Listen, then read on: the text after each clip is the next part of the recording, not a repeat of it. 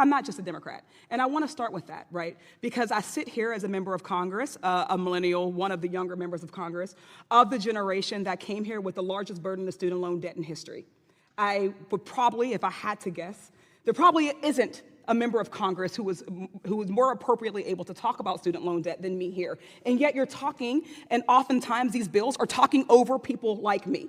The reality is that so much that's in this entire reconciliation bill targets me specifically, not me, the congressperson, me, the first generation black student who came from a working class, single black mother who could not afford otherwise to send her child to school. She had a child who had aspirations, not to be a congressperson at the time, but aspirations to get a higher education, to be able to break cycles of inequality that we had been thrust into in communities just like mine. But for Pell Grants, but for the ability to take on loans, and I will be the first to admit, I would not have liked to have taken on loans. Right? We would love to see college education more affordable, more accessible. We look at a country that is the wealthiest nation on earth, yet makes the lowest amount of investments into public education for its citizenry. Other nations on earth have been able to figure this out, where we have not just free college education, free education from pre-K to college and other first world, as we call them, developed nations. We also have healthcare. What we're seeing here in this bill and in so many others of our practices are a lack of any sort of investment into working class people, which means a lack of investment into the future of Americans. When we think about who shoulders the biggest burden in loan debt, it is black women. Black women shoulder the largest burdens into student loan debt. But if you asked us if we would still like to be doctors or engineers or lawyers or professionals, you would hear us say resoundingly yes. If we would still like the opportunity to learn for the sake of being able to learn, for knowledge's sake, which is an important and a completely reasonable reason to want to go to college, you would hear us say yes still. None of the provisions in this bill have any incentives for colleges to lower the cost of admissions. What we are doing instead is incentivizing colleges to take fewer low-income students. With these provisions in place throughout this bill, I would not be here. I would not be a congressperson. I would not have been a state rep before that. I would not be a black woman from a first generation college student from a low-income community in the Mon Valley who went to law school or who went to Penn State and graduated. None of that would have been a reality to me. Nothing in this bill, nothing that you all are suggesting would have created more opportunities for me. So even when we say that only 20% of people would be impacted, I would be of that 20%. How many of your colleagues would be of that 20%? How many of your doctors or your nurses or your teachers would be in that 20%? I would argue that it is more than you would think. We deserve to be in career fields that we have passions in or talents for. But the reality is that we will not have those opportunities if we move forward with this piece of legislation. We will not have these opportunities. Black students, brown students, first-generation college students, first-generation Americans will not have access to college. We cannot simply say that we will take away the opportunities for students to access loans, not replace it with anything else, not replace it with lower college education, not replace it with lower interest rates, not make the system better, and still say that you will somehow figure it out. We know the outcome here. Black students, brown students, poor students will not be left to figure it out. Instead, elite students, students who come from the 1% will continue to be able to access education. They will continue to have access to career fields that we mentioned here. And the gap, the achievement gap, the racial gap will just continue to increase because these are not being addressed here. I yield back. Thank you, Chair Kassar. We knew that the lies, the chaos, and the destruction were on its way when Trump got sworn in 100 days ago. And just in 3 months, we have seen the gutting of institutions, the shattering of norms, and the fundamental rights of so many people being trampled on. We have watched Trump tear through our government like a wrecking ball by destabilizing federal agencies, undermining the rule of law, and lashing out against anyone who dares to dissent.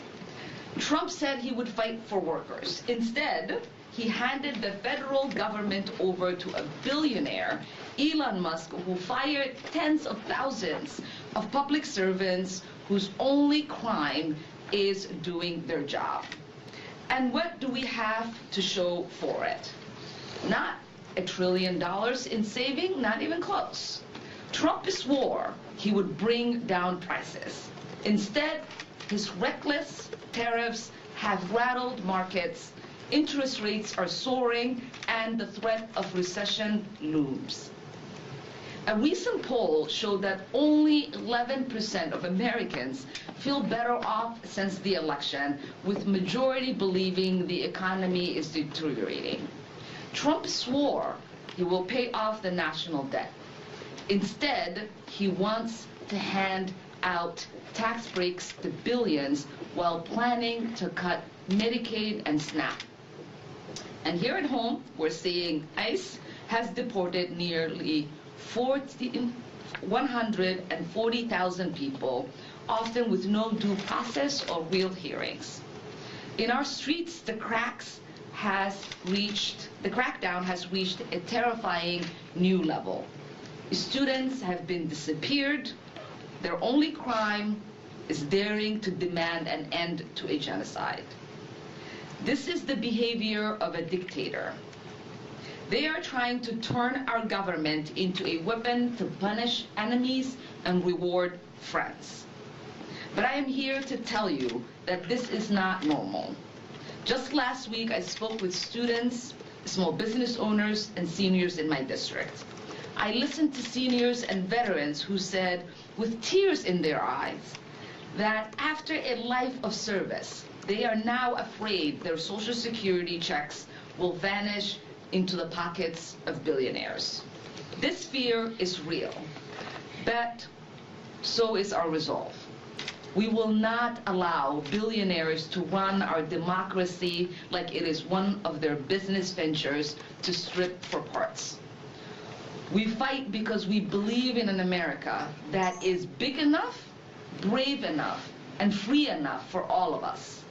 Donald Trump and his enablers want to create a country where power is hoarded by the few and the rest of us are criminalized by daring to exist. If they thought the first 100 days of chaos would break us, they were wrong. Because across this country, millions of us are standing up for our human rights and our democracy. Judges are fighting back to block these unconstitutional executive orders. Here in Congress, we are fighting back every single day. We are fighting to protect immigrant families from mass detention and deportation. We are fighting to prevent horrific cuts to Medicaid, SNAP, and Social Security. It won't be easy, but we must continue to organize, to speak out, and to build a future that reflects our highest ideals. Thank you, and I'm proud to introduce Representative Pramila Jayapal, Chair Emerita of the Progressive Caucus. Could you talk about how the Progressive Caucus policy agenda will address immigration, just given House Republicans, in addition to tax cuts, want to boost more funding for border security, and GOP-led states like Texas support these efforts?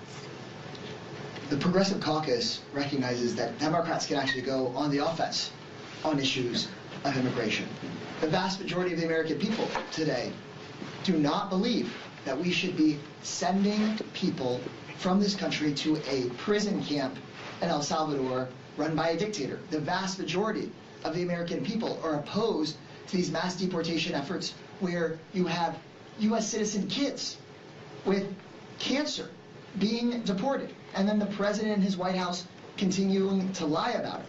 And so I refuse to believe that Democrats should just follow whatever poll there was from the last election. The American people know and believe that we're a country of immigrants, and that immigrants make us stronger, and that these mass deportation plans are deeply dangerous.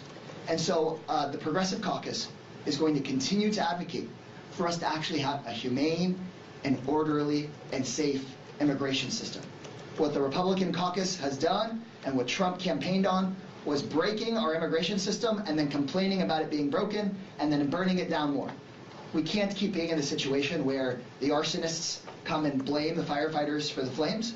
I think that if we win back the House and then are able to actually have rational people in the White House, it's on us to finally have a comprehensive reform of our immigration system where, yes, we have safety and order, but we also should have a real path for the folks that have been here for years in places like Texas and California and New Mexico to have some certainty and to have some humanity, because it's not just the rights of immigrants that are under a threat. When people like Donald Trump undermine the rights first of immigrants, next he starts to undermine the rights of legal permanent residents, next he's undermining the rights of U.S. citizens with immigrant parents, next he's coming for your rights, no matter who you are or where you come from. And I think that needs to be the message on offense from the Progressive Caucus. Can I add one thing? I want to also add that I want to call BS on the immigration deployment that Donald Trump is doing, because as a representative from a border state, I can tell you that our governor and our elected officials actually asked the Trump administration for support with the real issues that our state is dealing with the border, and that is namely fentanyl and the illicit trafficking of drugs and human trafficking that is, of course, dangerous to all individuals. And not only did he not send a single Border Patrol agent to come help with that, or dollar or piece of technology, he instead asked our governor to use our National Guard resources to support his mass deportations. So I think it's important that we not validate what he's doing on the border, because it's all smoke and mirrors and, frankly, Kristi Noem cosplaying. Like, this is not real. They're not actually addressing the fundamental issues, and I believe that is why the American people are saying we reject how you're handling immigration, because not only is it violating due process and the normal process by which asylum and other cases get processed and fears it's creating for American citizens, they're not dealing with the actual real problems like drug and human trafficking on the border. So it's a lot of bullshit. Last question.